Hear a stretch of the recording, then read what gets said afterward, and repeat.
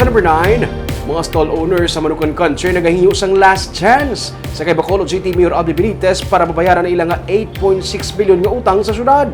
May report si Nico Delfin. Ginserbihan na sang final notice kag demand letter in 17 ka mga stall owners sa Manukan Country sa reclamation area. Kutob lang sa katapusan sang Setyembre ang ginhatag sa ilang nga deadline para masettle ang kapin 8.6 million pesos nga utang sa syudad. Kung may mapaslawan, pasirad-an na sang syudad ang ila ginaarkilahan nga stall.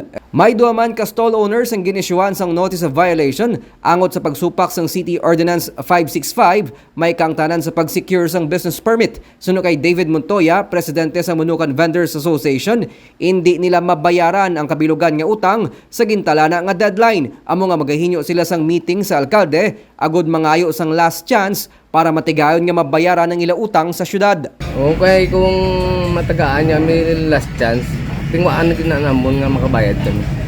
Kay base wala sang takabalo sa iya ginaplano. Kay amo na nung wala pa mi kasitol mo siya, wala man kami kastorya siya. Kung PPP, masarangan na yan, labi na magsaka bala ang arrears naman o kung ang bayad bala para sa permits kaya sa ano. Hindi na naman masarangan sir kung may private mo, privatize. Kay subong gani kasitol lang kami, hindi kami kabayad. Tapos si private pagid nila. Pagtapos ng gurutin to, pila lang gurutin kabilo ng mga sarang. Nagalaon pa kuntani ang mga stall owners nga makondon ang penalty sa ila utang. Pero makaduwa naman kabese silang natagaan sang kahigayunan para mabayaran ang ila kautangan sa syudad. Nico Delfin para sa DG Cast Negros.